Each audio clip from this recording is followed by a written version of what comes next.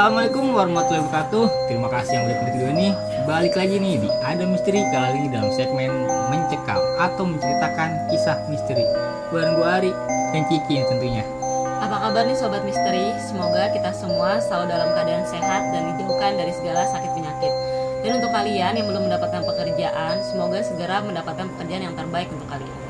Nah, dalam segmen mencekam ini seperti biasa nih, Cici akan menceritakan kisah mistis pribadinya atau kisah mistis teman-teman yang udah kirim ke kami. Untuk malam ini ada misteri apa nih, Ci? Untuk malam ini kita mau bercerita tentang sejarah ya di tahun 1998, yaitu tragedi Mall Klender. Oke, itu termasuk tragedi kelam banget ya. Udah sekitar 25 tahunan ya. Lumayan lama. Lumayan lama sih, tapi masih membekas banget nih ya. Oke nih, sebelum Cici ngeliatin ceritanya, gue mau ucapin terima kasih banyak nih buat teman-teman yang udah support kami di sana ini. Dan buat yang belum nih, biar kita makin semangat lagi. Gimana tuh caranya sih? Jangan lupa kalian subscribe, like, komen, dan share video kita ke teman-teman kalian, keluarga kalian, pacar kalian, selingkuhan kalian, atau semuanya.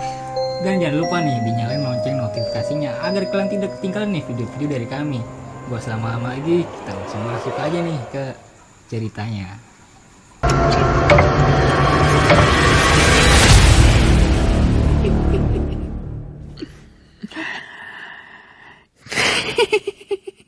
Jadi untuk kali ini gue menceritakan tentang tragedi di Mall Klender atau dulu disebutnya dengan Mall Yogya ya. Jadi kerusuhan rasial terhadap etnis Tionghoa yang terjadi pada tanggal 13 sampai 15 Mei tahun 1998 ini, khususnya di daerah Jakarta ya.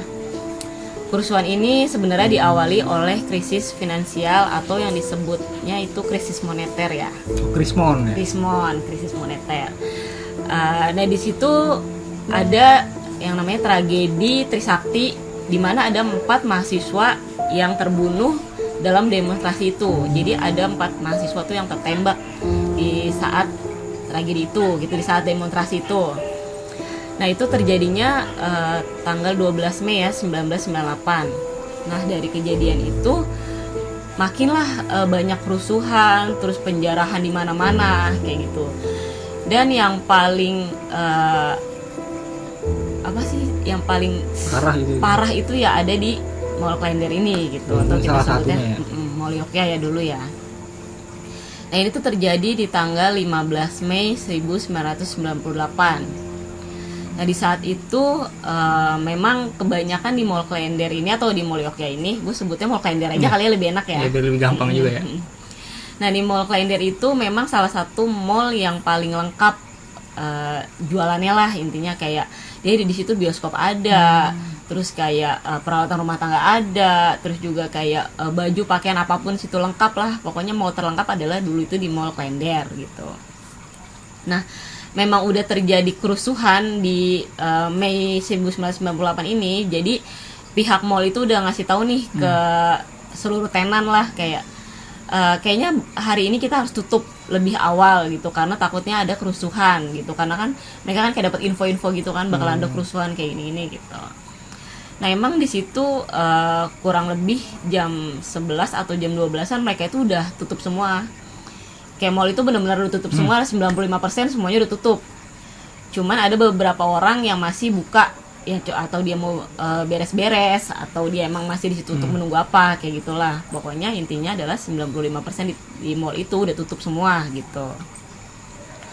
Nah di luar itu banyak yang rusuh-rusuh nih, kayak orang-orang warga dari luar nih, bukan dari Mall Klender ini ya.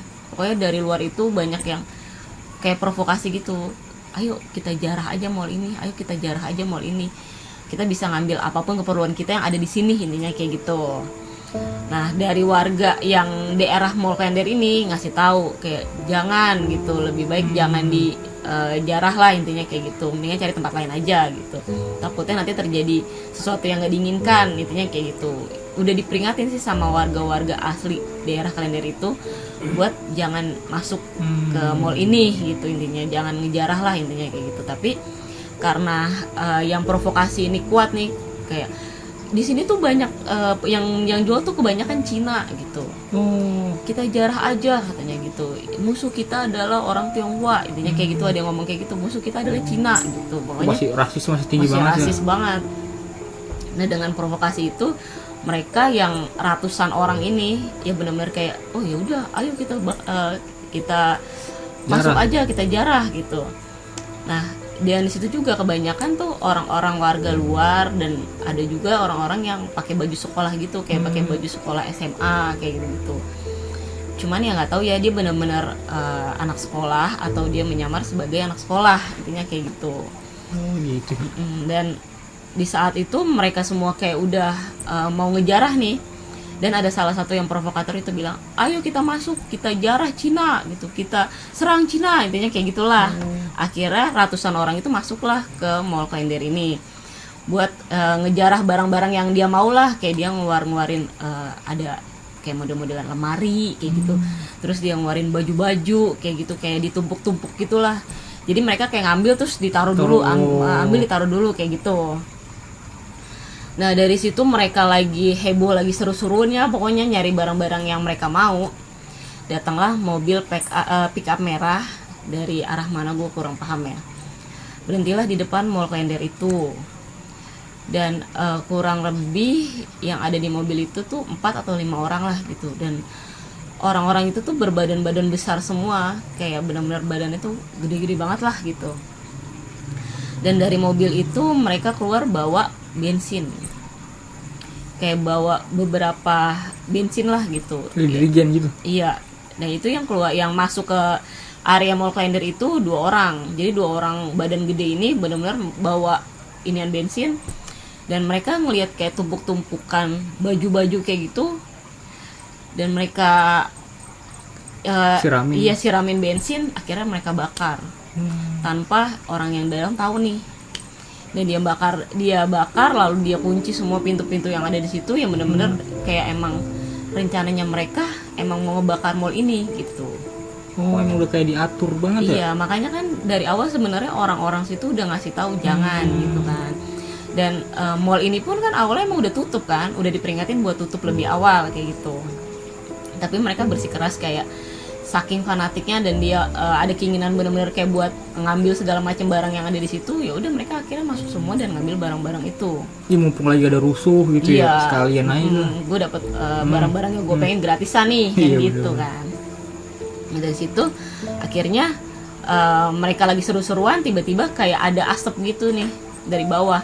Cuma mereka awalnya kayak biasa aja karena mungkin asap apa gitu. Nah lama kelamaan api udah mulai nyebar dan asap udah mulai banyak, mereka udah pada paham nih, maksudnya udah pada nyadar nih kayak wah kita kebakar nih gitu. Akhirnya mereka kayak panik dan nyari jalan keluar kemanapun dia nggak nemu lah, intinya kayak gitu.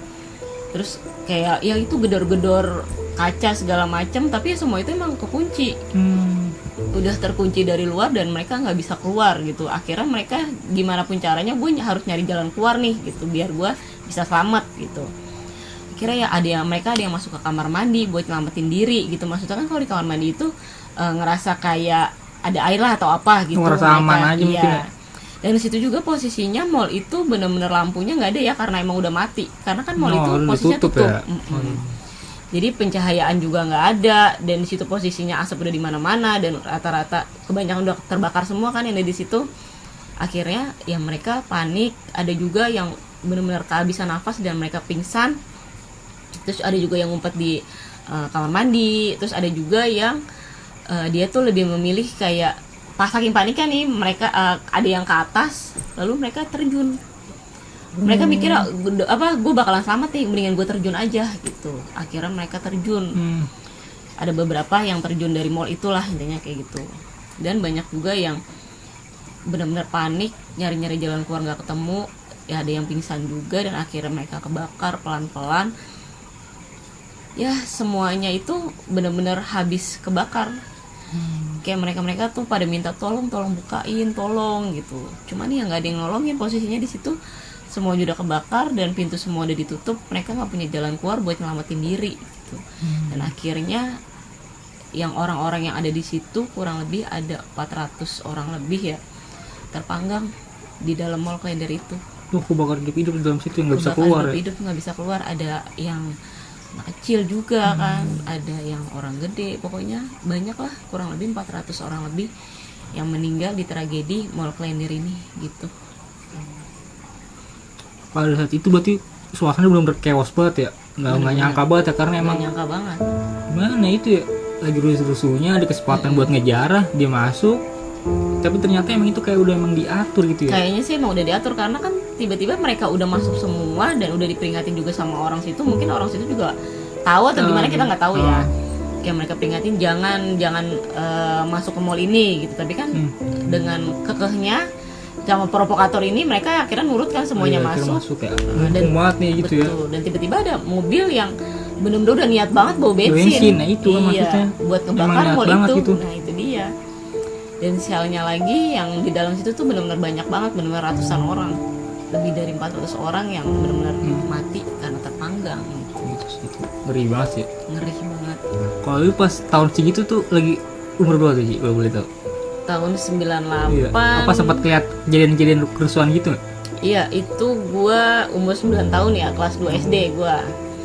Di situ emang gua kan waktu itu tinggalnya di daerah Pondok Gede kan.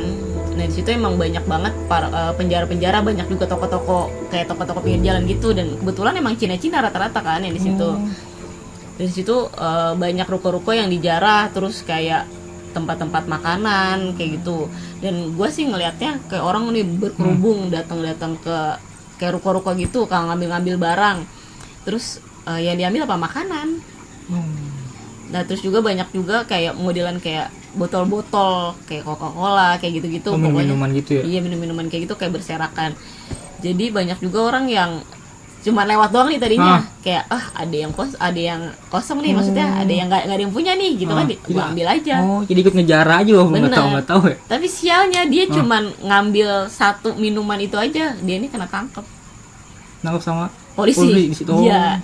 Karena kan emang di situ kan diamanin ya, jadi yang ngejarah ini ditangkap-tangkapin nih, karena mereka mikirnya kan kayak lu nih yang rusuh gitu. Oh, dia nyari-nyari apa provokator ya. Bener, ternyata Yang dan dia rusuh-rusuh. yang pas banget cuman lewat dan ngelihat ada satu minuman yang nganggur, diambil malah ketangkep. Nah, kalau itu kan dari cerita penglihatan lu sih. Betul. Tapi lu sempet kesana nggak Ci, atau ngeliat apa tragedi kayak mistis-mistis kayak gitu? Kalau datang ke mallnya langsung sih belum ya. Cuman ya itu gue muter-muter di zaman itu aja gitu, di tahun 98 ini. Itu yang gue lihat sih seperti itu. Perasaan lu gimana sih ngeliat kayak gitu sih? Nangis. Soalnya Pasti kacau banget ya. gue ngeliat bener-bener kayak orang dimulai kebakar sedikit, terus bakar kayak minta tolong gitu, dan sampai akhirnya dia ya angus. Gue bener-bener ya nggak bisa nahan tangis lah pasti ya ngelihat kayak gitu. Dan gue juga kepikiran berhari-hari karena keinget-ingatan terus kejadian itu. Karena nyaksin kejadian yang parah banget ya pokoknya. Kebayang gak sih lu ada di satu ruangan yang orangnya tuh rata-rata semuanya kebakar dan benar-benar minta tolong, kesakitan tuh di depan mata lu gitu. Gimana rasanya? Pasti kan sakit, sedih gitu deh.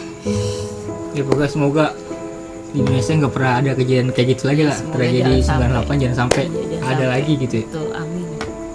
Nah, ini gue juga sempat denger nih Ci, ada cerita mistis nih dari ini efek dari tragedi 98 sih di Mall Klender. Apa tuh?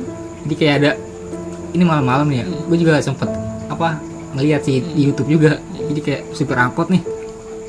Dia mungkin lewat kawasan situ ya malam-malam.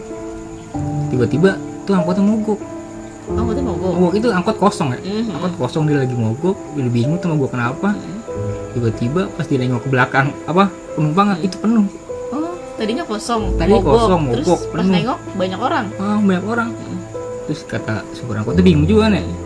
Terus dia nanya ke belakang, "Ini pada mau kemana Bu, Pak?" "Ya pada mau pulang lah," dijawab gitu sama supir penumpangnya.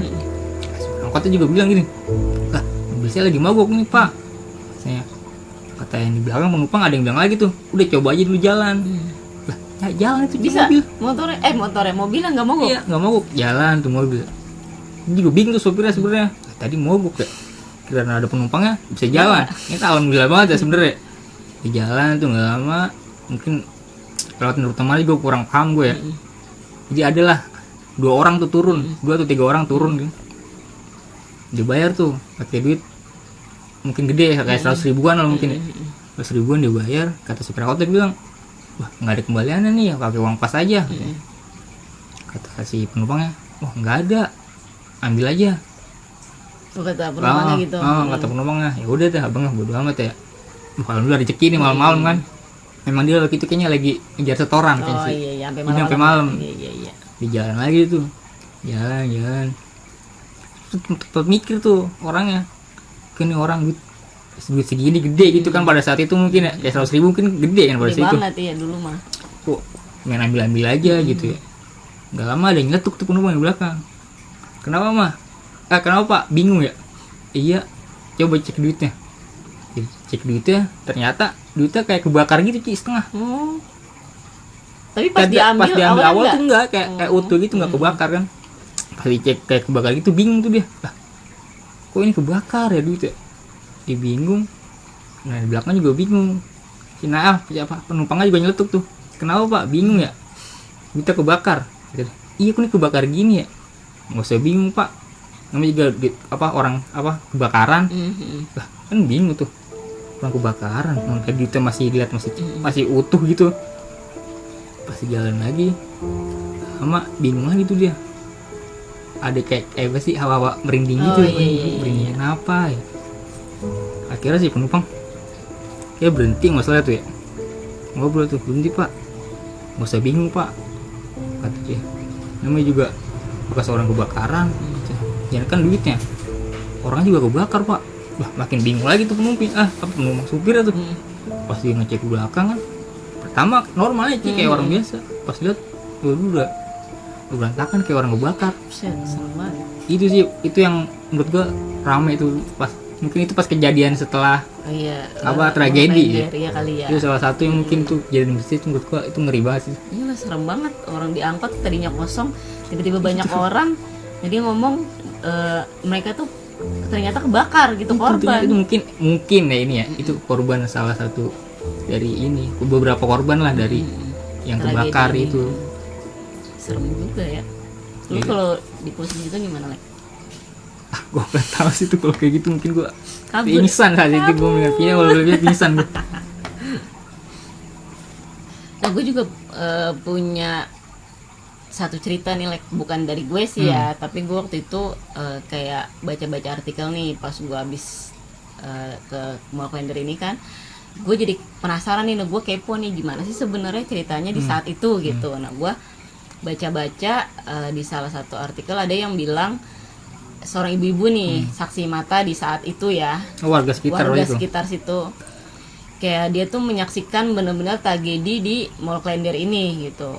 Dan dia tuh bercerita kayak di saat itu tuh semuanya tuh udah kayak benar-benar emang benar dikunci gitu dan digembok dari luar, like. Jadi ya mereka nggak akan bisa keluar dong. Dan mereka kepanikan kayak gitu, mereka kayak gedor-gedor, ibu tolong bukain pintunya gitu, kayak mama tolong buka pintu mah gitu, tolong aku gitu, karena mereka kan pengen keluar kan, intinya kayak gitu. Dan ibu-ibu ini juga cerita kayak dia juga mau nolongin tapi ya gimana, nggak bisa, sedangkan api udah di mana-mana dan itu juga posisinya digembok kan, mau gimana ya nggak sih. Dan dia juga cerita kayak banyak yang kayak mau ngedobrak gitu, terus kayak mau mecahin kaca itulah, tapi nggak bisa dan nggak ada yang berhasil mecahin itu. Dan di saat itu juga dia kayak suka mimpi lah dari kejadian itu, sampai beberapa tahun kemudian ibu-ibu ini nih kayak suka kebayang-bayang lah tentang orang-orang yang minta tolong ini, yang teriak mah tolong, ibu tolong, kayak gitu. Jadi benar-benar gimana ya, ya pasti kita di posisi dia juga kebayang-bayang. Itu miris banget sih gitu, suara kayak gitu ya. Makanya ngelihat orang lagi minta tolong terus dia kebakar dan kita nggak bisa nolongin gitu, padahal kita posisinya ada di situ gitu. Pasti benar-benar kayak sakit banget lah, kayak kebayang-bayang pasti. Nah dari situ juga karena setiap malam dia nggak bisa tidur dan selalu memikirkan itu, akhirnya dia minum obat tidur lah biar dia bisa tidur kayak gitu. Sampai segitunya berarti. Sampai segitunya, saking dia kayak trauma lah intinya gitu ya, kebayang-bayang, duh gue pengen banget nolong tapi gue nggak bisa nolong gitu, melihat orang terbakar hidup-hidup di depan mata kan gitu. Iya sih, benar sih. Oke, gimana tuh teman-teman cerita yang tadi Cici bawain? Semoga kita dijauhin dah dari yang namanya tragedi kayak gitu, dan semoga nggak ada lagi nih tragedi seperti kejadian 98 nih. Dan kita doakan nih, semoga arwah-arwah korban yang meninggal pada saat itu mendapatkan tempat yang terbaik di sisinya. Ada yang kira-kira yang boleh tambahin? Udah sih, ya benar kata lu, semoga kita jangan pernah ngalamin kejadian itu lagi. Dan buat teman-teman nih, gue ingetin sekali lagi, yang punya cerita-cerita mistis boleh banget dikirim ke Instagram atau ke email kami. Buat teman-teman yang punya kritik atau saran, atau pernah nih ngalamin pada saat kejadian 98, langsung aja tulis di kolom komentar. Mohon maaf kalau ada salah-salah kata. Gue Riki pamit. Wassalamualaikum warahmatullahi wabarakatuh.